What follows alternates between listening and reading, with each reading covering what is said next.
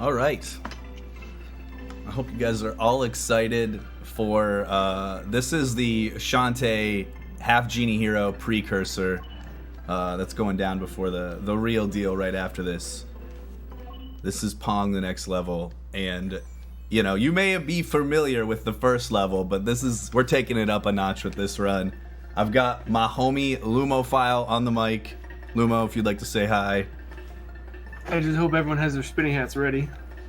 I got it on standby. All right, we're gonna kick it off here. Timer, if you're ready, I'll give you a countdown. We'll go on go. 3, 2, 1, go. All right, so this is Pong the next level. 57 gold bars. You can earn 3 gold bars for every stage that you make it through. And then obviously you accumulate that over the course of 19 stages. I did the math for you, so you didn't have to. 19 times 3 is in fact 57. If you love animals, starting off strong here with one of our favorite animals, one of our favorite pets, the penguins. If you love pets like penguins, then you're gonna love this game because there's all sorts of pets in this game. And you see here now I've just kicked an extra seal in. There's these little power-ups in this Pong. Look, it's already getting way out of hand. Oh my, whoa. We might need to slow down here. This is getting a little too crazy. You know, this ain't the Pong that your dad used to play on the Nintendo. That it was actually an Atari, but he didn't know the difference, so he called it a Nintendo. This is... You can already see the next level that this title is really referencing. Hey, I had an Atari as a kid. It was old, but I had an Atari. Oh no. Oh no! So now my boy here, my opponent here has a seal. The Seal Saver. And the Seal Saver obviously helps, like, it's kind of like the goalie for whoever gets it, and it makes it considerably more difficult to score points with the penguin eggs. I don't know, are they eggs, Lumo? Like, the penguins lay them. Yeah, I guess they, like, because you hit the penguins and they drop eggs. Yeah, they're like yellow at first, and then they roll in the snow, and then they like become snowballs. But so like the gist of the game is basically the same. Like, they take the same elements of having the bar and the ball and like a field that you play on in each of the games. But as you'll see throughout each of the levels, there's some different twist about each of them. So this one's, they keep going back to like a mostly vanilla style game every now and then, where you have like a field like this, and you have a bar and your opponent has a bar, and you hit balls back and forth and you try to score on your opponent, just like in the vanilla game. Here with the added flavor of the penguins and the seals, and there'll be more like those later. And now if you were like, I've had enough penguins, I'm over the penguins, Kev, what's next on the list? We're taking it to the pitch, playing some football or soccer if you're American like me and Lumo, but football, oh yeah, look at this. If you're like a World Cup fan, we're about to go full-blown Germany on this Brazil team right here. Look at that, look at this. 6-0 already, like, oh my god. The guy's got skill. I can't lie. We'll give him the pity. We'll give him the pity goal here. in some of the games, some of the different variations, you can kind of like abuse the AI a little bit. The AI is actually kind of good in this one.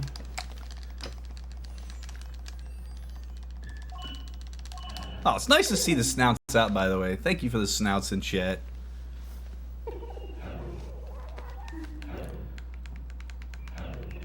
So you'll kind of see this level introduces its first instance of having 2 different types of power-ups in the same stage. One of them is a power-up for your actual paddle, which allows you to fling the paddle, which is this red one here that I'm trying to accumulate. And the other ones, the question mark, actually adjusts something about the playing field. And in this stage, you'll see that it makes these rollers roll towards my opponent, you know, making it unfavorable for the, I don't know, his paddle. Yeah, let's go. But I really just want these red ones. I don't really care about the field ones personally. The actual powers are considerably more useful. Your opponent's pretty good at just basically playing defender against the ball, even with the rollers rolling towards him. So the thing that'll usually get him is when you flick it. It just doesn't have enough time to react.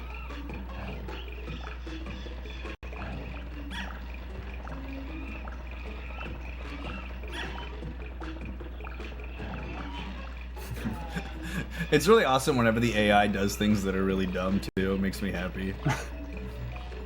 Like, I mean, he's just like, I don't know, kind of lets him go. Sometimes, yeah, it's just like it's like you fried a chip or whatever. It's like, I don't know, man. Sometimes it just like doesn't react. It doesn't react the way that you think that it should. All right, plenty of flips here, Kev. Let's go. This is gonna be cake. Cake.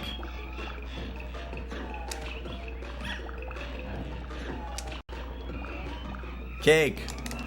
Let's go. Alright. This level, if you have a fear of clowns, I don't know, avert your eyes. Yeah. Yeah. Because they were like, what's the scariest looking clown that has ever existed? And let's give him the biggest schnoz and make him scarier. And so this is it. And then he's got his two little demon minion clowns on either side of him that just spin around. Like, what are they doing? And it's got absolutely nothing to do with the layout of the level. But Yeah. the goal is to get the correctly colored balls into the correctly colored pockets. Pretty simple.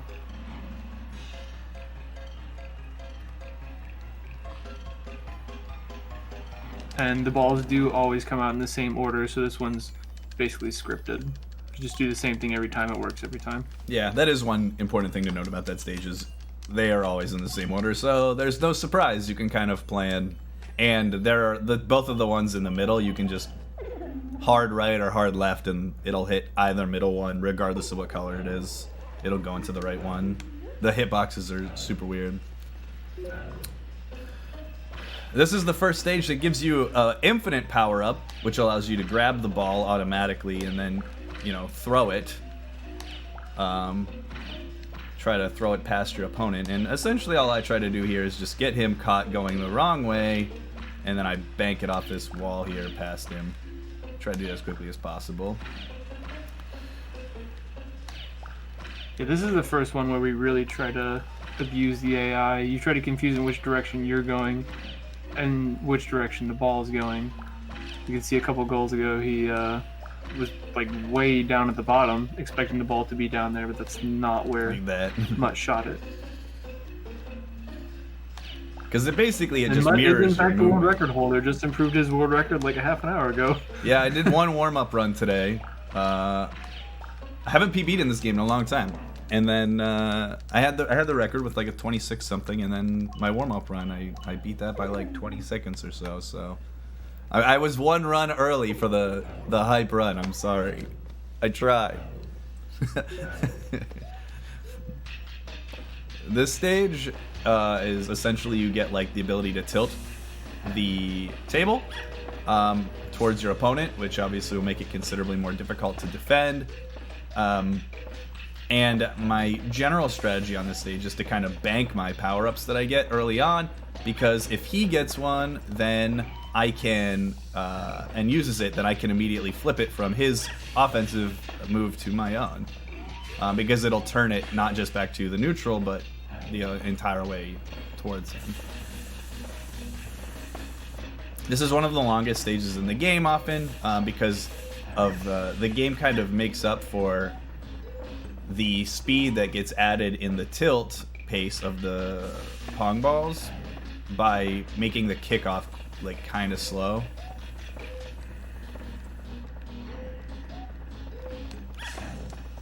So see there, he played his flip, but then I just flipped it back at him. Oops. And that was just me being bad.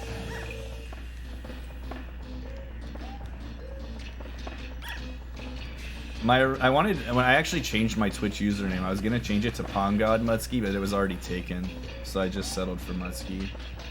Can't believe there's an imposter out there. Before the Krob days.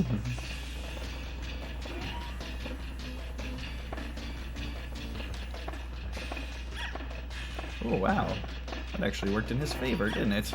I don't like that. Oh no. Oof, oof, oof. That was sketch. I see the AI is usually pretty good about just being able to play defender, like almost unreasonably good in some of the games. So you do really have to take advantage of the power-ups when you can.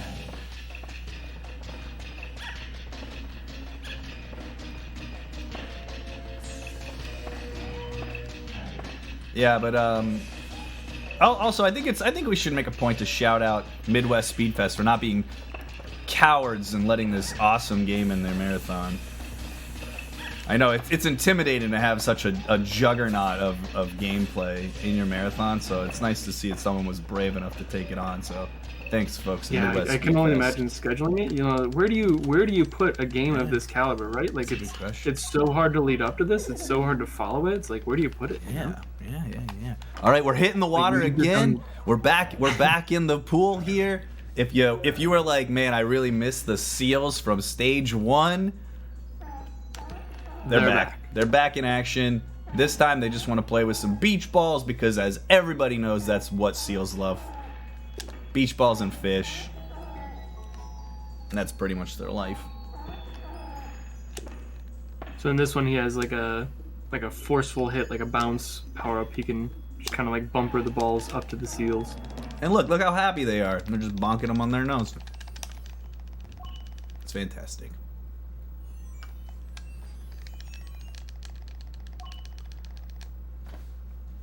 You may or may not have noticed that the loading screen is the Atari logo, and it fills up gradually as you beat stages.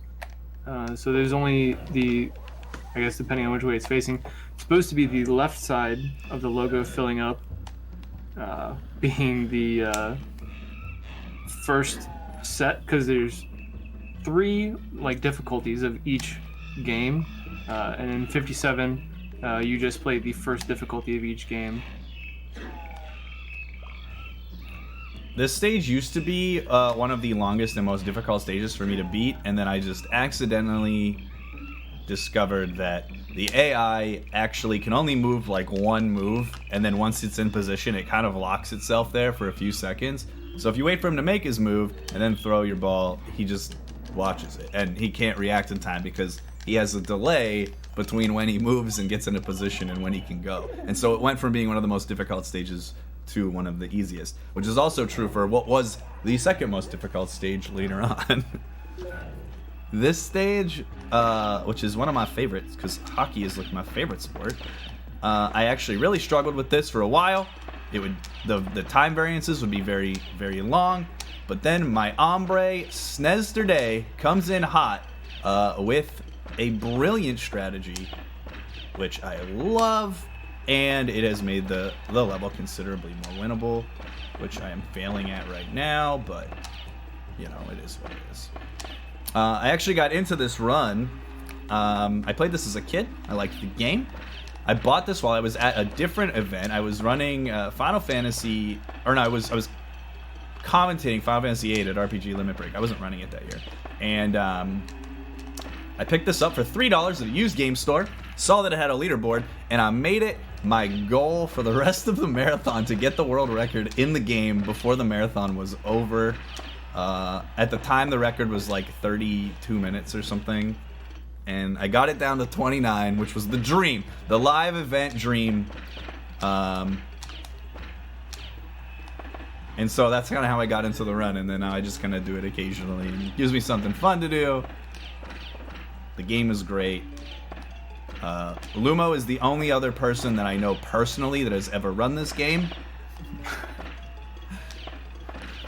I don't know anybody else on the leaderboard, but I will say I've done a number of marathon runs of other games, and the one comment I got on my only YouTube video of this run is the nicest comment anyone's ever made of any of my speedruns. So it really, touched the heart to know that there was at least one huge Pong the Next Level fan.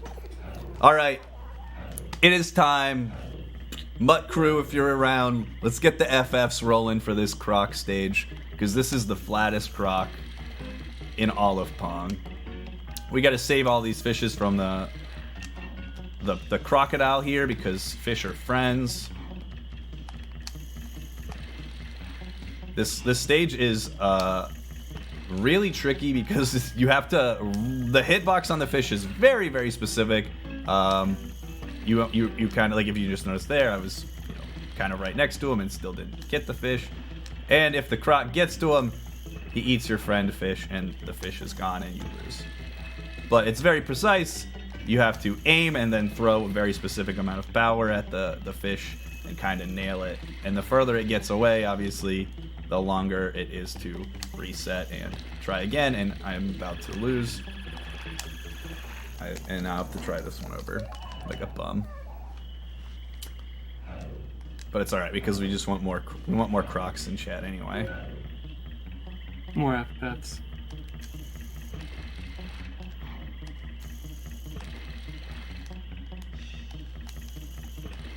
Oh dear. But yeah, this one is definitely tricky.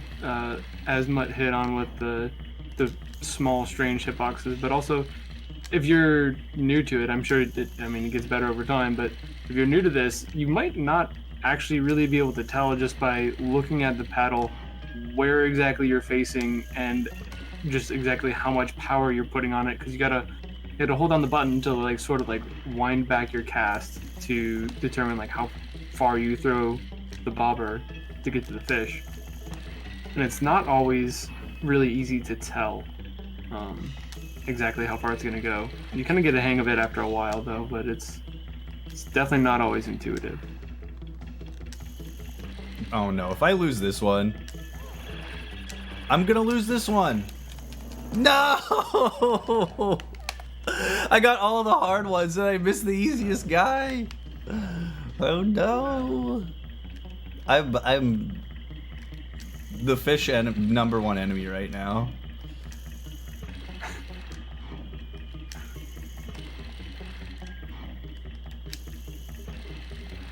I had one job. Just trying to get more time with all of our cute pets. Yeah. I still think the croc is probably my favorite pet in this game. So I'm really struggling with this right now.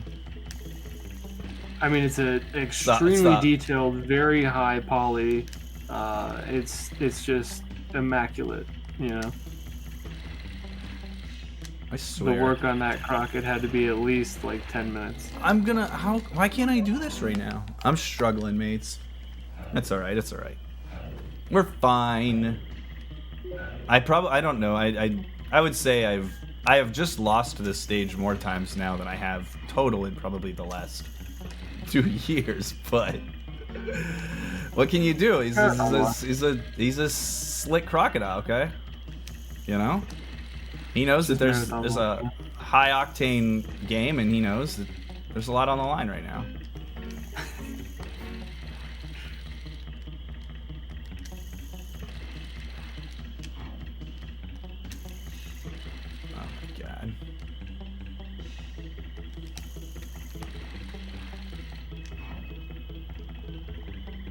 This is also one of the few stages that actually has like random variants to it where the fish decide to swim.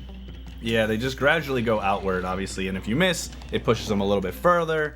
And obviously, the closer they get to the end, they're in the danger zone, and whenever they hit the danger zone, the croc's pace quickens considerably. It's alright, it's alright. We never lost Nemo, we just lost that other one that nobody knows the name of. It's okay.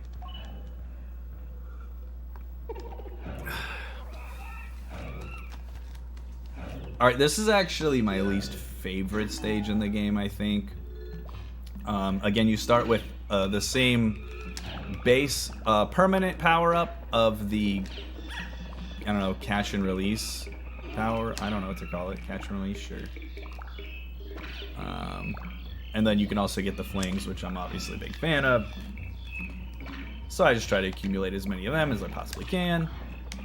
And I just kind of do this sort of thing, but I'm usually pretty bad at this stage. And then there's these spikes you can also add, which again changes the field, and it makes it a little bit more annoying, like that.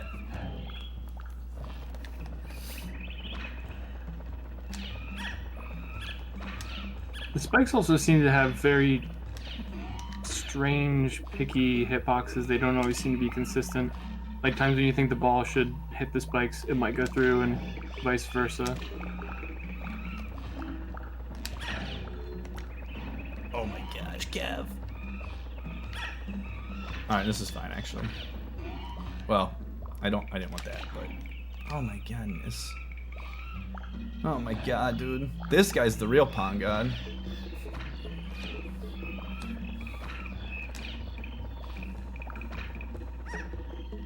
Okay.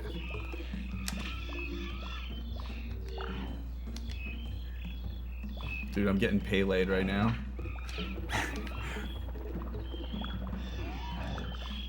It's got to be a little careful here, because you can see every time one of the 4, we'll call them quadrants, gets scored on, it turns green.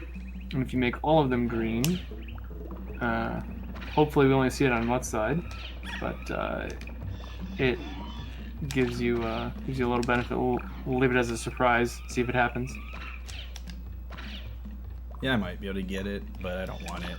It's slow. It looks cool. Yeah, it looks cool, but I am gonna get it. Okay, not on purpose. But yeah, obviously you get an extra animation, but now you get these little goalie spikes. They're deceivingly not useful, like that, like exactly that reason. Oh no, I really don't want to lose. Oh, I don't have any more? What?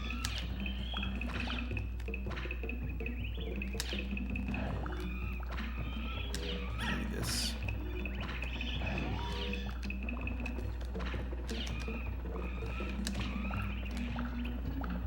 What is happening? What is happening? I don't know just what. I don't know what just happened. I don't know what just happened. It just defied physics. Made no sense. But we take those. All right, this is a win by 2. All right, this is as legit as it gets, because obviously Pong doesn't play by any, you know, fake rules.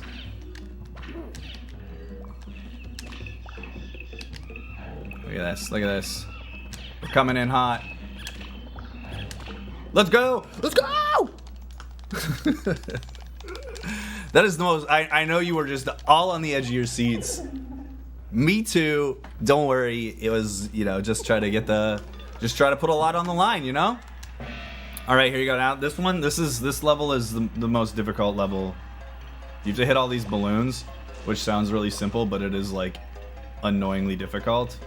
Even though I've played this like 1,000 times, and I still struggle with this. Like, it is no one's business. Because once you get it off of the path that you plan to go on, even a little bit, like there's no getting it back.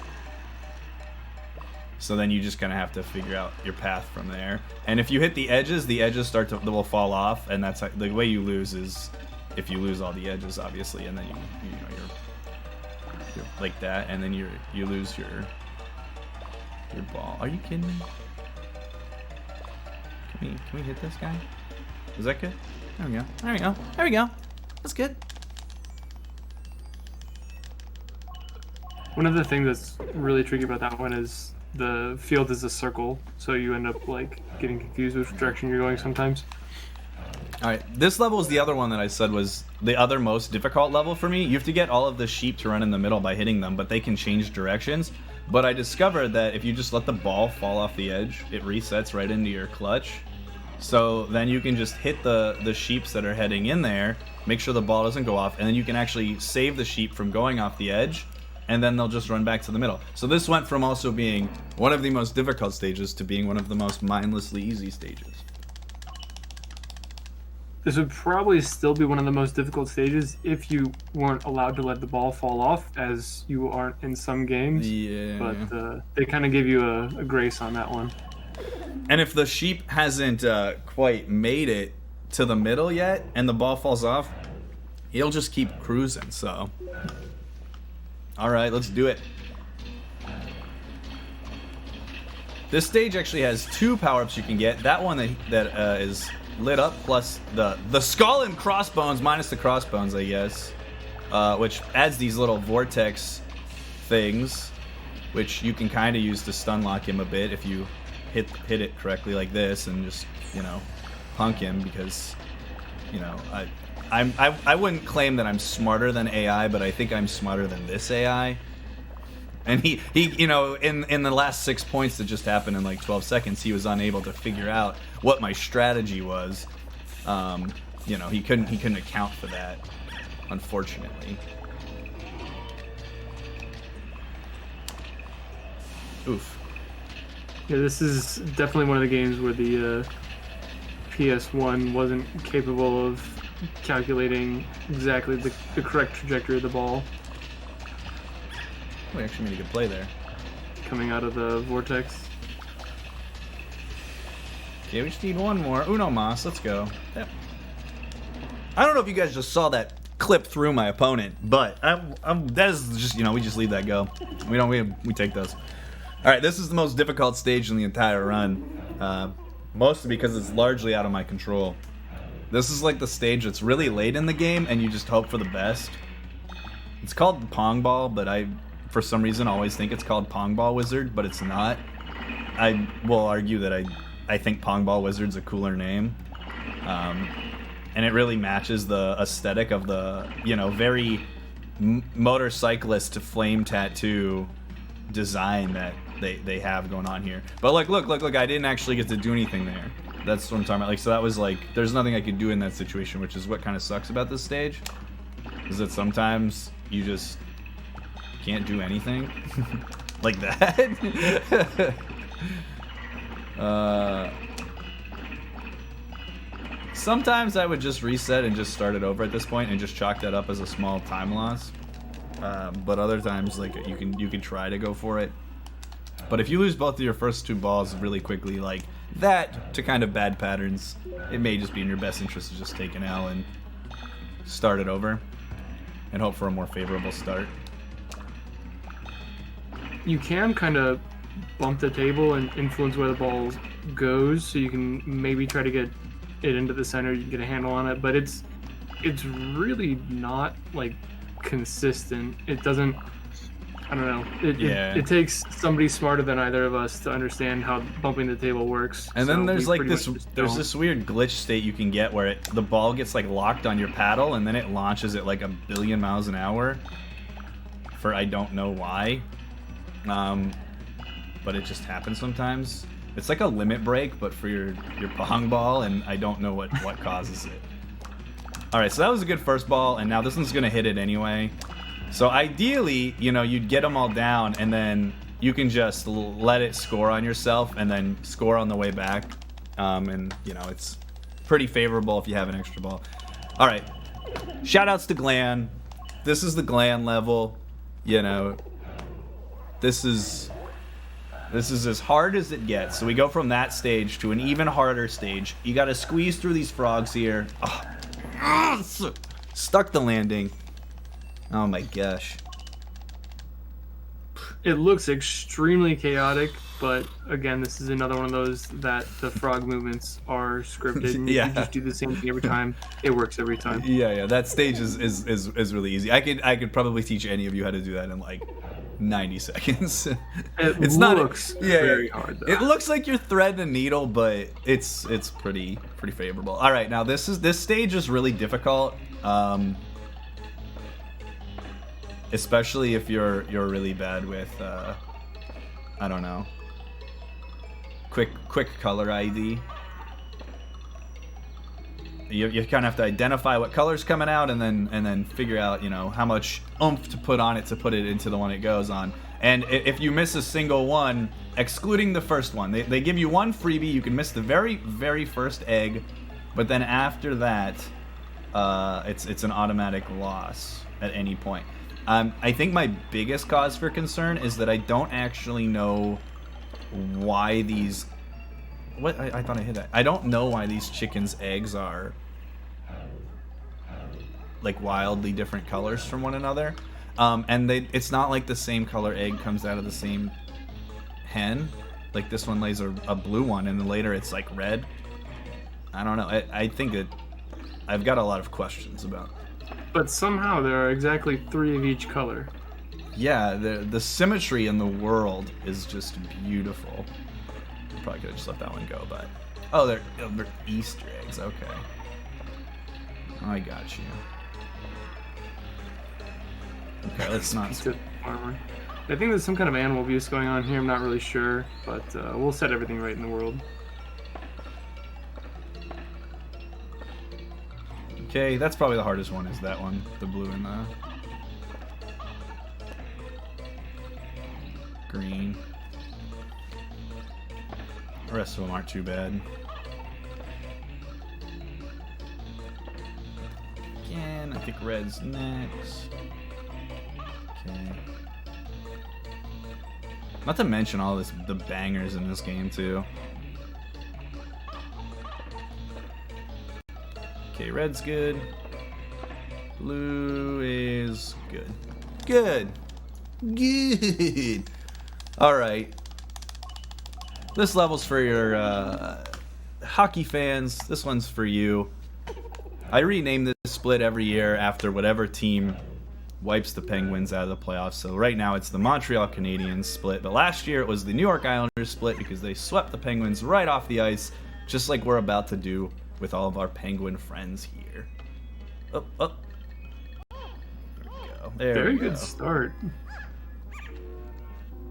Yes, you can kind of get into like a rhythm and just kind of like go circularly around all the Penguins, because each time you hit one, they jump outwards. And the goal is to make them all jump off into the water. And to get as close to the edge while not losing. Yes, clearly. For points. This should be good. Easy. There we go.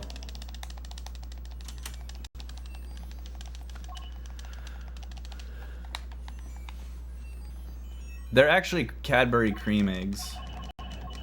Alright, get your rat jams ready because we're bringing it home with a freaking bop. We're traveling all the way up the incline of the Atari symbol. And we're doing it with this fantastic song. The stage is difficult because it progressively gets harder every layer you go, because the incline increases and thus the physics of the game cause the speed of the balls to increase exponentially. So the pockets will be the same color every time. The balls will drop in the same order every time. So if you do the same thing every time, it works out. But as Mutt said, it does get kind of tricky towards the top. And if you drop one of the balls, you will go down to the level beneath it. And if, say, you had a blue ball that missed the pocket, and it drops down to the row below. If there are no blue pockets in that row below, it'll drop down to the row below that, and further and further and further, all the way down until it reaches a pocket of the right color or falls off the bottom. You can very quickly go from a very good position to a very bad position. Alright, we're coming up on time here if I don't screw up. And that's time. Right in the wheelhouse. Despite the crocodile disaster, you know, and then it plays this great thing, you know. Now we've filled the Atari symbol with gold, and you know I don't know what else to say. Like I don't want to say it's the greatest game that involves a bunch of pets, but it's definitely one of them. It's the pinnacle of gaming, or the Pongicle of gaming. Yeah, it's up there with like Nintendogs. I just want to shout out this streamer on Twitch. I've never actually watched him. His name is Leon Eliezer, and I want to shout him out because he is, aside from me, the only person that has actually done a run of this game, excluding Lumos one playthrough in the last 6 years. So shout outs to Leon. You're an absolute legend. Thanks for keeping the hype of Pong the next level, you know, right where it belongs. Yeah, and if after you beat the game, it lets you play the classic Pong if you want to be, I don't know, incredibly bored after you've played the greatest game. You know, this is kind of a cooler after the hype of the you know, the big time. But all right, thanks. You gotta come down off that high. Thanks, Midwest, for having us. I hope you enjoyed the hype of this game. You know, it's as good as it gets. So thanks so much. Like I said, we got Shantae coming up next, so get hyped for that. I don't know about you, but I get excited for anyone that's, whipping enemies with their ponytail. It's pretty sweet. So, definitely check that out.